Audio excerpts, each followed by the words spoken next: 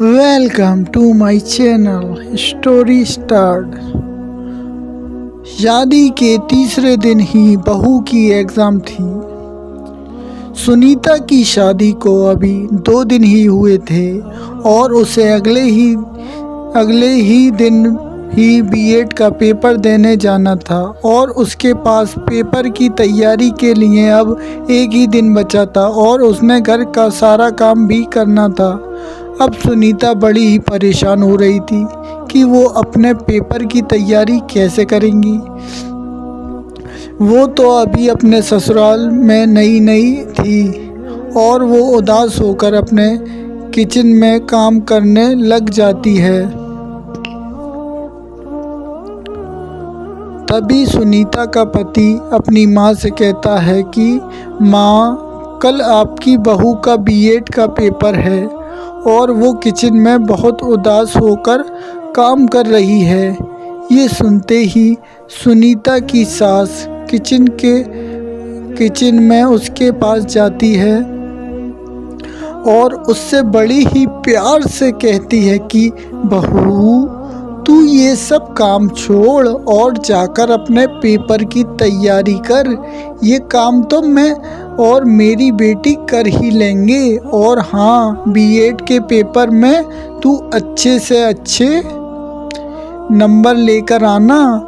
तभी सुनीता खुश होकर अपनी सासू माँ के गले लग जाती है और उनके पैर छूकर अपने कमरे में अपनी पढ़ाई करने चली जाती है। पढ़ाई करते करते ना जाने कब रात हो गई और सुनीता कुर्सी पर बैठे बैठे ही सो गई। तभी सुनीता का पति अपने ऑफिस से आता है और वो उसे कुर्सी पर से अपनी गोद में उठाकर उसे बेड पर लिटा देता है और सुबह 5 बजे का अलार्म भी लगा देता है, क्योंकि सुनीता का बीएड का पेपर सुबह 9 बजे का था। तभी अचानक सुबह 5 बजे का अलार्म बजता है और सुनीता जल्दी से उठ जाती है। वो जल्दी फ्रेश होकर नहा लेती है। अब सुबह के 7 बज चुके थे और सुनीता का पति भी उठ गया था। उस वक्त सुनीता अपनी साड़ी बांध रही थी, मगर शायद वो अपनी साड़ी सही तरह से बांध नहीं पा रही थी, मगर जैसे तैसे उसने अपनी साड़ी बांध ही ली थी। अब अचानक उसकी सास दरवाज़ा खटखटाकर अंदर आ जाती हैं और जैसे ही वो अंदर आती हैं तो सुनीता उनके पैर छूती है।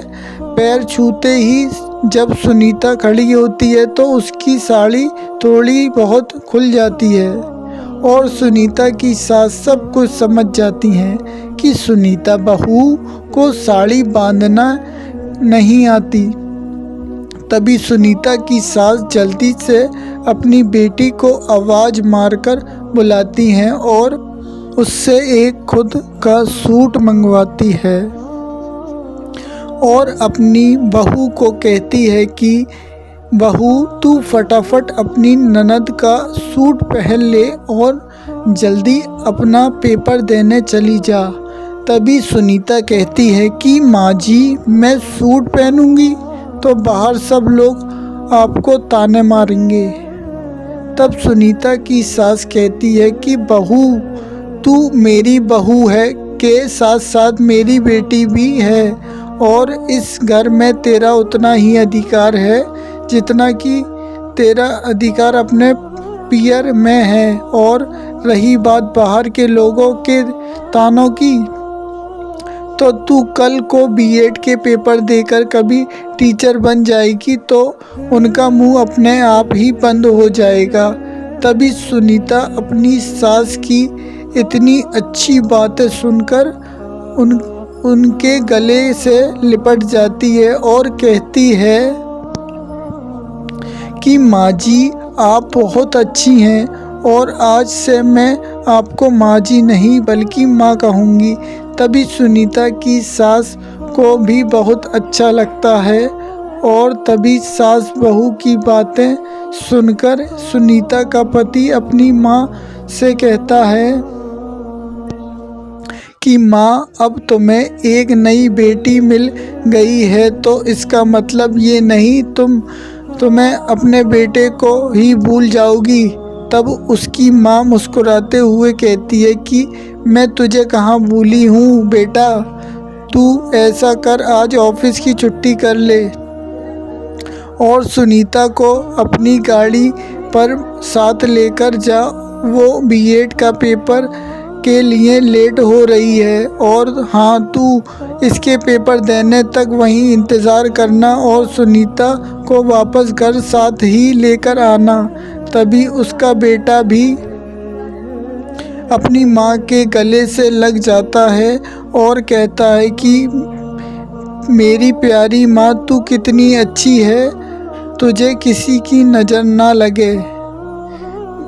लग जाए। तभी सब हंसने लग जाते हैं। हा हा हा हा हा हा हा हा हा हा। तो दोस्तों, बहू एक बेटी की तरह ही होती है। उन्हें पूरा प्यार देना चाहिए और उनकी हर एक इच्छा पूरी करनी चाहिए ताकि वो भी आपका सच्चे मन से सम्मान कर सके। धन्यवाद, शुक्रिया। दी एंड।